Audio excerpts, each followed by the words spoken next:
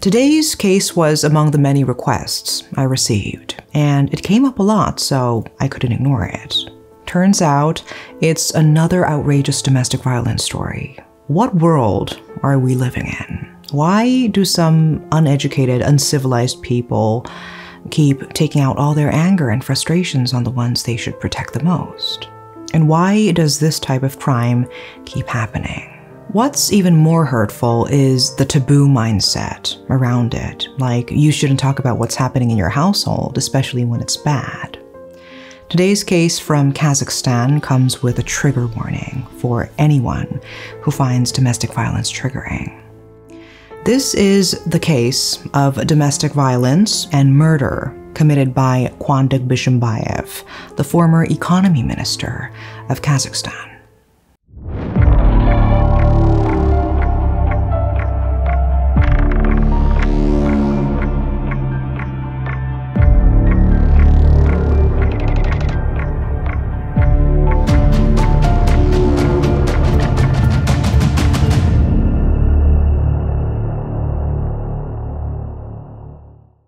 On November 20th, 2023, Kazakhstan was rocked by horrific news. A woman was beaten to death inside a restaurant in Almaty city. But this wasn't just any woman. She was Saltanat Nukanova, the wife of former Kazakh economy minister Quandyq Bishimbaev. Shockingly, the attacker was her own husband. This incident sparked another wave of protests about women's rights and protection in Kazakhstan. She was found in a horrific state, lying motionless on the floor in the pool of her own blood. Medical staff tried to resuscitate her, but she was pronounced dead at the scene. The expert report indicated that Nukanova had several abrasions and bruises on her face, eyelids, scalp, and behind her ears. Additionally, she had a small fracture in her nasal bone. Experts concluded that she was struck in the head area about 12 to 13 times. It turns out she had been beaten to death over the course of about 8 hours by her own husband. Before diving into the details of what happened that night, let's take a look at their relationship to better understand the context. Quandyq Bishimbaev, born in Kizilurda in 1980, came from a very influential family. His father was the rector of one of Kazakhstan's most prestigious universities and an acquaintance of former President Nursultan Nazarbayev. With such connections, Bishimbaev had endless opportunities. He could become anything he wanted, thanks to his family's influence. In 1999, he graduated from Narkos University in Almaty, and then in 2001, he completed his studies at Dulati University. That same year, he earned a master's in business administration from George Washington University in Washington, D.C. He started his career as a manager at the Development Bank of Kazakhstan and quickly climbed the ladder, changing positions every year to ones of higher status. In 2007, he became the Vice Minister of Industry and Trade, then in 2009, an assistant to the president. By 2010, he was the Vice Minister of Economic Development and Trade. And finally, in May 2016, he became the Minister of Economy at just 36, making him the youngest minister in Kazakhstan's government. Like many politicians, Bishimbaev's record isn't spotless. In a high-profile corruption trial in 2018, he and 22 others were found guilty of corruption and bribery while leading a state-controlled holding company. An Astana court sentenced him to 10 years in a minimum security prison and banned him from public service for life. However, justice is easily bought, and thanks to a pardon from President Nursultan, he was released early after serving just 18 months. Saltanat Nukanova, born in 1992 in Pavlodar, also came from a wealthy family. Her parents were successful business people, and with their support, she went to study in England. It was revealed that she was the niece of the former Pavlodar mayor, Kairat Nukanov. Sources say she was well-liked by her friends and family. She was described as beautiful inside and out, and if she cared about you, you could trust her to be incredibly loyal. She was such a lovable person. There was almost nothing negative or unstable in her life. Nukanova was really into astrology, readings of fate, and all that. She even attracted clients who wanted their fortunes or natal charts read by her. She used to offer paid astrology sessions on her Instagram page. She made a living from her small fortune-telling business and gained quite a following on social media. This is how she met Bishimbaev. He asked for a consultation in August 2022. Their relationship developed rapidly. Less than 6 months later, in December 2022, they celebrated a wedding without legal registration, performing a Muslim wedding ceremony twice. On her social media page, Nukanova wrote, "The most golden husband. I have never regretted saying yes. I am ready to roll the dough from morning to evening for him." She was his third wife. Looking at their happy wedding photos, you might wonder why he murdered his wife so brutally. Sadly, it turns out Nukanova had been enduring abuse from Bishimbaev since they got married. She kept it to herself, maintaining a facade of a perfect life for the public. But everyone has their breaking point. Feeling heartbroken and desperate, Nukanova messaged her brother, Quandyq Bishimbaev, and told him about the abuse. She sent pictures of her bruised face, 2 black eyes, and swollen lips, all from Bishimbaev's beatings. She asked him to save the pictures, delete the messages, and not do anything. Despite his sister's request, Quandyq went to Bishimbaev's apartment to pick her up. The meeting ended in a loud argument, after which Quandyq and Quandyq stopped talking, and Sultanat herself reduced contact with her brother. Her brother tried to convince Nukanova to leave with him, but she chose to stay with Bishimbaev to save their marriage. Quandyq Bishimbaev testified during his sister's murder hearing, saying, "I told her, let's go home, you don't need all this." But she said she was an independent adult and loved Quandyq. She even said all this was her own fault. Other witnesses confirmed that the bullying was systematic. Anara Tasova, Nukanova's former assistant, recalled seeing strangulation and rope marks on Sultanat, along with extensive bruising. They met at a coffee shop where Sultanat described Quandyq Bishimbaev as a tyrant. Sultanat tried to leave Bishimbaev multiple times, even renting an apartment a couple of months before the murder. During the trial, it was revealed that she feared breaking up with him because he blackmailed her with an intimate video. Sultanat confided in her friend Aida Akhmedina that Bishimbaev had manipulated her into making the video, promising to break up with her afterward. He then used the video to control her, threatening to post it online. Human rights activist Modir Alban explained that in Kazakhstan, a woman's reputation is highly valued, and such a video would subject her to severe pressure and censure. Bishimbaev denied the blackmail, but confirmed the video's existence and offered to show his phone's archive to the court, claiming the videos were private between husband and wife. And on that fateful day, November 8th, 2023, it became the last day of her short life. The news about the tragedy went viral, making the public very aware of the crime and prompting demands for transparency. Nukanova's family also protested, demanding a thorough investigation without any chance of bribery. Meanwhile, protests and criticism of the laws protecting women's rights intensified, as this kind of case was all too familiar. Given the widespread news and public interest, the court decided to open the investigation to the public. They decided to broadcast the court hearings online after selecting jurors for the case. The trial began on March 11th of this year, with Bishimbaev facing 2 charges: murder and infliction of physical and mental suffering. And from the very first hearing, Bishimbaev pleaded not guilty to murdering his wife.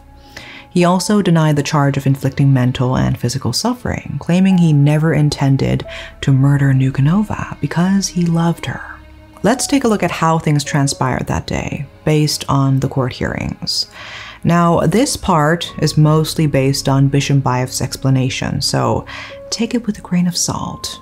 On the evening of November 8th, 2023, Bishimbaev and Nukanova attended a concert by Russian singer Dima Bilan at the Kazakhstan Central Concert Hall. During the concert, the couple argued. According to those close to Saltanat, Bishimbaev, pathologically jealous of her, controlled her every step, message, and call, often flaring up for no reason. This made them wonder if his jealousy had something to do with the fight that night. Before the concert ended, the couple left and went to the BAU restaurant owned by the Bishimbaev family, where their wedding celebration had taken place nearly a year before. It was there that Bishimbaev beat Saltanat throughout the night. CCTV from the restaurant that night captured the couple leaving the restaurant and talking in the hallway around 1 a.m., both under the influence of alcohol. After this, Bishimbaev approached Nukanova and grabbed her face while other guests were passing by. Later, after all the restaurant workers had left and decorators had arrived, a noise and a shaking lamp were noticed behind the closed doors of VIP room number 1 at 3 a.m. At 6:56 a.m., CCTV showed Nukanova and Bishimbaev exiting VIP number 1. Nukanova, wearing Bishimbaev's jacket and carrying clothes, didn't have her pants on. At 7:16 a.m., footage showed Bishimbaev grabbing her hair, throwing her to the floor, and kicking her multiple times, though she didn't fight back. He then dragged her by the hair into the toilet. According to Bishimbaev, Nukanova was screaming and throwing a tantrum loudly, so he took her to the bathroom area. She got so mad that she threw the jewelry he had gifted her into the toilet. He explained that this act emotionally hurt him because the gifts were symbolic and given with love. But in court, lawyers for Nukanova's family presented evidence showing the watch and bracelet were torn from her hands, contrary to Bishimbaev's account.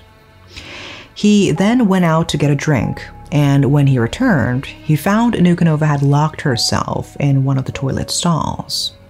He grabbed a tripod from a speaker and hid the door until she opened it. Bishimbaev claimed that Nukanova attacked him first with her fist and stripped off the clothes he had bought her earlier that morning.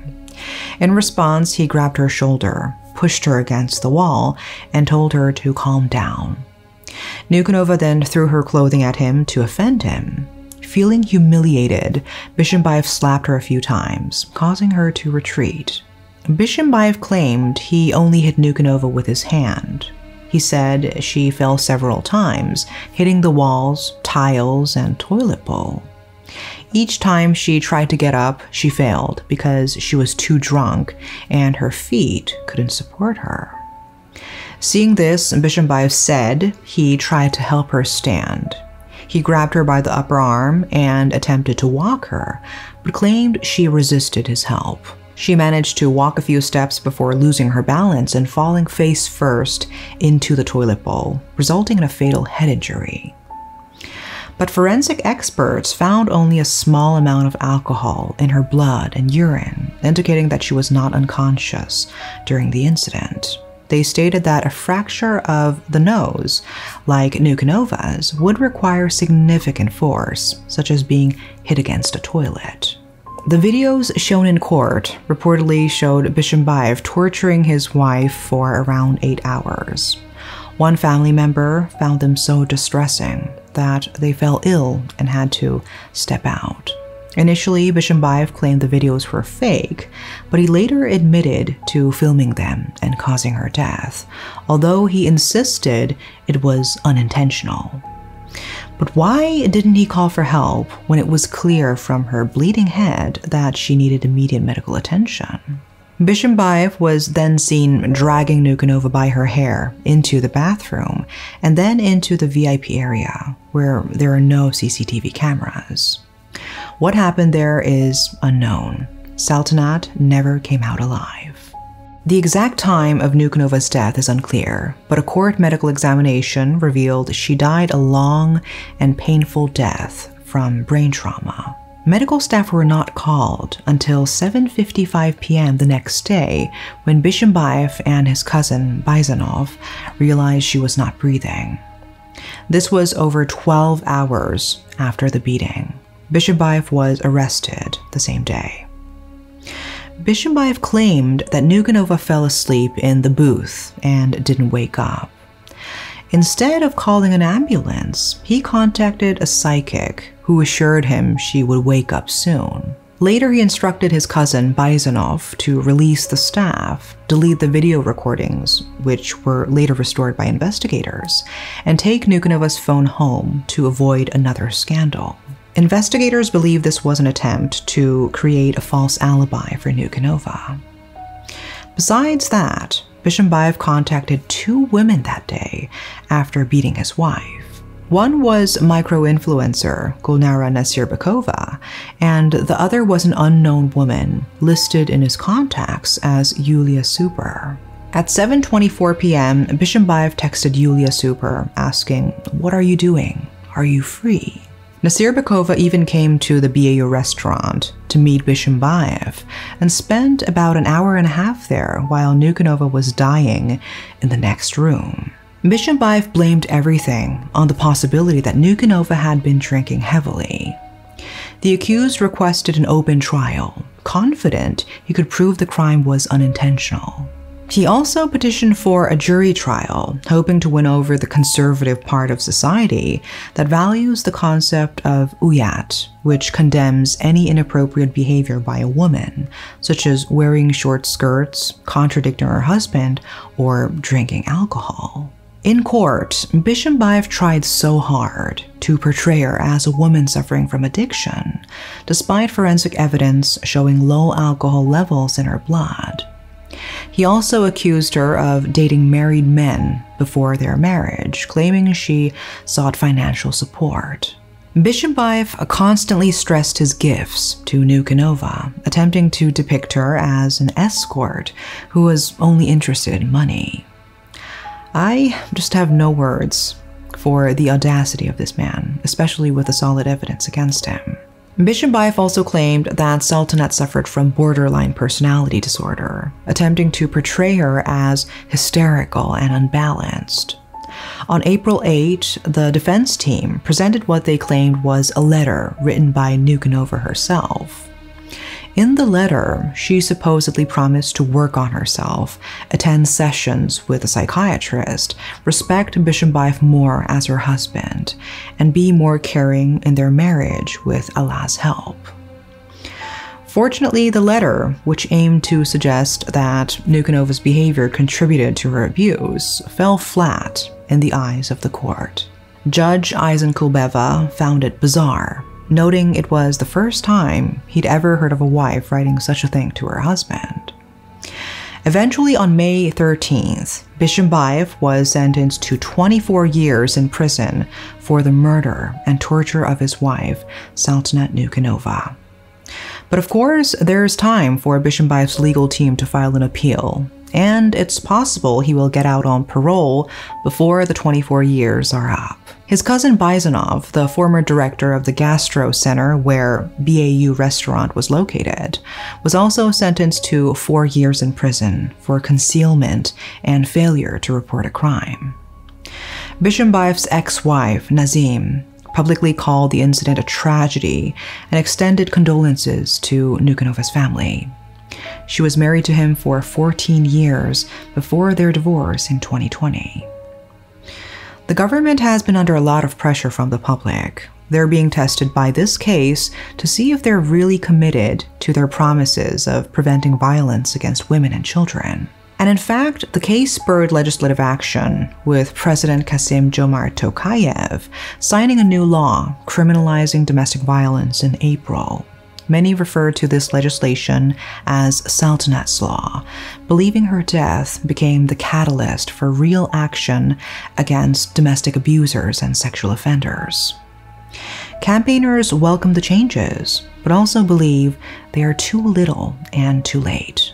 The murder of Sultanat Nukanova has clearly uncovered a deep wound for women in Kazakhstan, where sexism is veiled in forgiving laws and inadequate police responses.